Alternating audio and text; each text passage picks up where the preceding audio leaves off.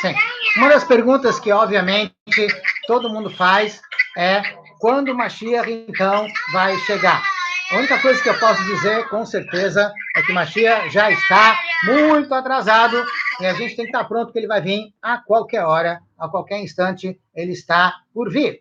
Veja bem, Mashiach não telefona, não avisa de antemão quando vai chegar, ele vai chegando.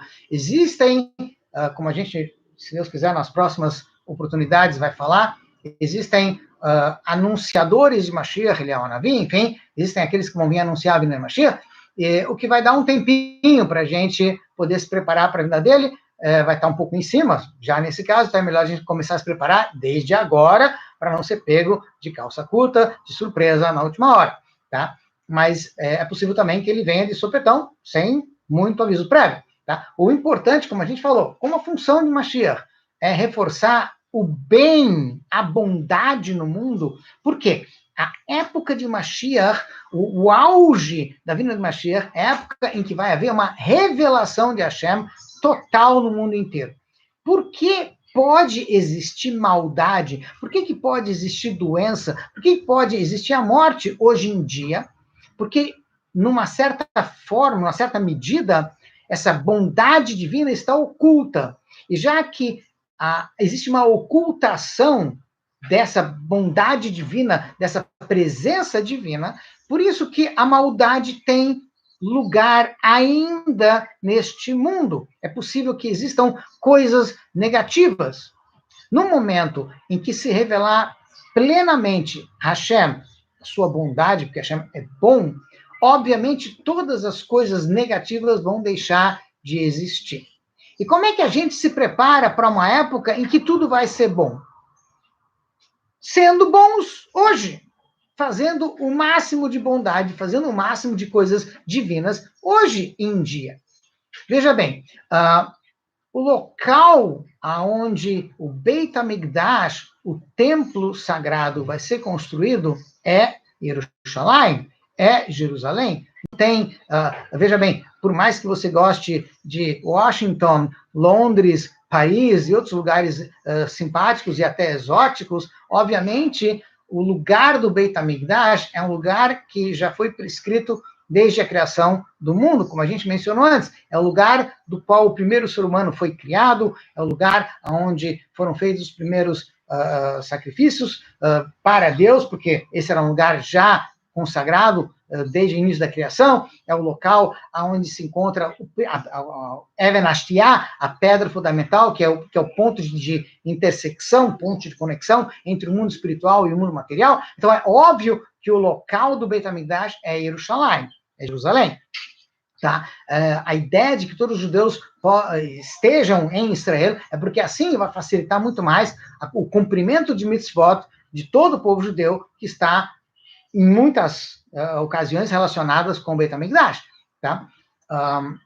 Isso não quer dizer que o resto do mundo não vai ser um lugar divino, não vai ser um lugar bom, não vai ser um lugar melhor do que já está sendo hoje em dia. Tá? Mas, obviamente, Jerusalém é o ponto focal, é o ponto central de Mashiach. É o lugar onde, inclusive, o palácio real do rei Mashiach vai se encontrar, porque o rei Mashiach é aquele que vai estar em Jerusalém. Eu estou pegando algumas perguntas que estão no YouTube e eu não estou vendo perguntas aqui no... O vírus que está assolando o mundo agora é um sinal da vinda de Mashiach? Eu prefiro não ter sinais desse tipo para a vinda de Mashiach. O que a gente diz é o seguinte, com certeza ajudou a despertar muita gente a pensar mais na vida, o que faz com que as pessoas também pensem mais em coisas boas, em fazer coisas boas, coisas relacionadas com as mitzvot, com Mashiach. Aí sim, aí realmente é válido. Eu acredito que a gente tem apenas 1 ou 2 minutinhos ainda. Nesse momento de pandemia, tem muitos idosos que precisam de ajuda. Sim, o que significa que a gente deve fazer o máximo para procurar ajudar aqueles que estão precisando de ajuda.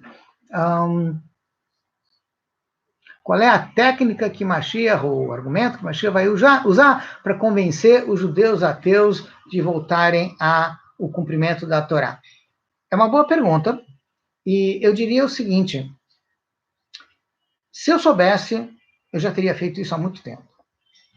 Ou seja, é óbvio que mudanças na nossa realidade, como, por exemplo, nos Estados Unidos, uma boa parte da população americana, ao enfrentar, ao ser afetada por essa pandemia, começou a se voltar mais para Deus, para a bondade. Curiosamente, isso está num número maior entre não-judeus do que entre judeus. Nós somos um povo um pouquinho teimoso e, às vezes, a gente reluta em aceitar certas coisas. Mas isso é uma qualidade. Isso significa que o povo judeu, uma vez que ele se convence, ele realmente vai até o fim. Veja, eu não acho que a gente vai precisar de um argumento para convencer ninguém. Os fatos vão ser muito claros, a verdade vai se revelar, a presença de Hashem vai ser algo muito mais visível, então vai ser muito mais fácil as pessoas se relacionar com essas questões.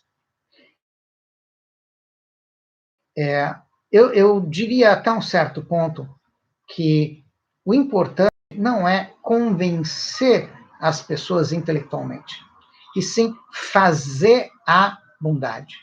Ou seja, espalhar mais mitzvot. A forma de uma pessoa mudar, muitas vezes, é na prática. Ou seja, a gente começar a fazer o bem. E eu acredito que, nesse ponto, aqueles que são mais crentes ou mais ateus não vão discutir, não vão entrar em discussão. Que é preciso que haja mais bondade nesse mundo, todo mundo concorda. E na medida em que as pessoas começarem a fazer mais bondade umas com as outras, pensar mais umas nas outras, parar de apenas ver a sua própria vantagem, o que eu ganho com isso, com certeza, mesmo pessoas que neste momento estão mais afastadas de acreditar em Deus, elas já estão atuando de forma divina, porque é possível que uma pessoa seja religiosa, no sentido de que ela cumpre mitzvot, e seja egoísta. Ela só pensa na sua própria vantagem, o que eu ganho com isso? Então, o fato das pessoas procurarem se dedicar mais à bondade, se preocupar mais uns com os outros, revela o lado divino que se encontra dentro de cada um de nós.